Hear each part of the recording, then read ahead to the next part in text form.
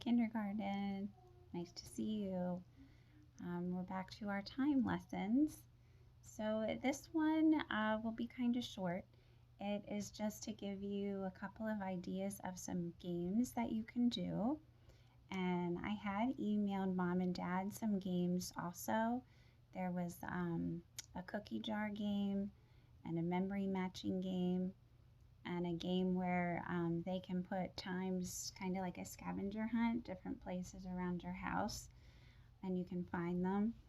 Or you can hang some times up on your wall and throw a ball at them, shoot a Nerf gun at them, hit them with a fly swatter, whatever you want to do. So last time we talked a little bit about digital time. So just going to review that quick. Digital time is when we just see the number, and this side of our dots means the hour, this side means the minutes, and we're just practicing time to the hour, so it's going to be 00 for the minutes. So what time would this say? 10 o'clock. Good. Then this would say 11 o'clock, 6 o'clock. What would this one say? 8 o'clock, 7 o'clock. Very good. 2 o'clock, 3 o'clock. You say it too. 12 o'clock, 1 o'clock, 9 o'clock, and 4 o'clock. Super. So that was our digital time. And then we have our analog time. This is the face of the clock. These are the hands of the clock, the minute hand and the hour hand. Very good. All right, so what you can play, I'm gonna send home, I found a time bingo game. Mom and dad could print it out and you can play that.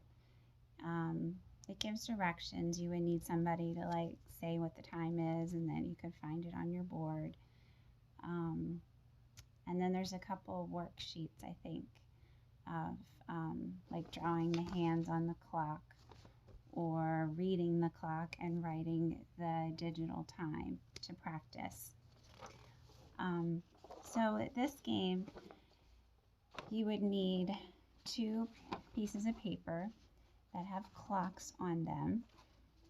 I did send some to mom and dad last week, I think, of some pictures of clocks, or you can draw them. You all know how to make a circle, write the numbers around the clock, and draw the hands.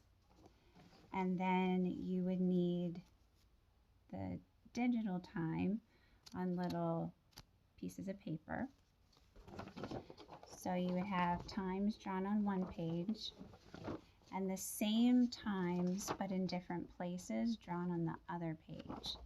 So like for example, I have 11 o'clock in my corner on this page, but over here, where's my 11 o'clock? It's down at the bottom. All right, so you're going to use the same times but just in different places. And then you pick a time from your pile. It says 6 o'clock. So you would look for 6 o'clock on your paper. Your partner would look for 6 o'clock on their paper. And then they would cover it with something. You're going to need something little like cereal or paper clips or Legos, anything little that you have a bunch of. So this is kind of like bingo. Then whoever gets 3 clocks in a row covered or 4 clocks going down covered would be the winner of the game. So you can use some of the clocks that I sent home to print out. If you can't print out, then you can just make your own. That gives you another activity to do. Yay! All right, so that is one game. Another game, which is another game that you can make. I know you're excited. it's just a board game with different digital times on it.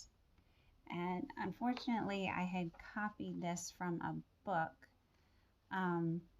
So I don't think I can send it home. I guess I could try to scan it, although Miss Lisa's not good with technology, which you guys know, so I will try.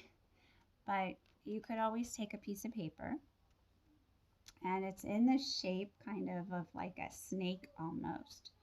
So you could draw a snake, and then you want to go back and leave a space, kind of like an inch. Get your ruler out and measure, and then draw the same kind of line, just leaving that 1-inch space.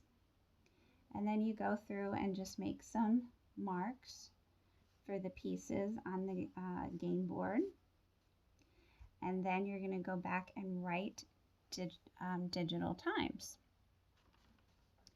So you can go through the whole clock, 1 o'clock, 2 o'clock, 3 o'clock, 4 o'clock, all the way up to 12 o'clock. If you have more than 12 spaces, then just repeat your times. One place will say start, one place will say finish, and then you'll need a dice and you'll need something to move on your board for your game pieces. So you roll the dice, move your piece, say the time. If you get it right, you get to stay in your spot. If you get it wrong, you have to move back a space. Or you could play, if I land on 7 o'clock, show 7 o'clock on my analog clock. And if I get it right, I get to stay. If I get it wrong, I have to move back. Either way. So you could just tell the time, or you could set the time on this clock. And then you keep going around your board until somebody gets to finish, and then that would be the end of your game. All right, so those are the 2 games I had to show you today. And then there's some other ones that I had sent home to Mom and Dad, and I will send another email to them today. And I wanted to show you, when we first started to talk about clocks, I had briefly mentioned how there's a cuckoo clock, where there's a clock and then there's like a little bird that comes out and goes cuckoo, cuckoo, like at every hour. I found this craft, which unfortunately came from a book too, and I think that book is at school, so I can't give it to you, but it's the shape of kind of like a house, and it has a clock. And then in the back I have this little paper going across, and then this long one that I can slide up and down, so the little cuckoo bird pops out when the clock is telling the hour. Like 1 o'clock she would come out cuckoo, 2 o'clock she would come out cuckoo, cuckoo. She would cuckoo twice. So for each hour she does that many cuckoos, or he does that many cuckoos. So you could always do this too. You could take your analog clock, tape a piece of paper to the back of it, leaving like a little bubble, and then take another piece of paper, like this one, and fold it to make a skinny rectangle. Draw a little bird, tape it to the top, and then slide that into the handle on the back, and then you can make your own little cuckoo clock. So there you have another idea that you could do. Lots of time ideas, which is good for the rainy days that we keep having and the cold days. And did you hear Saturday it's supposed to snow?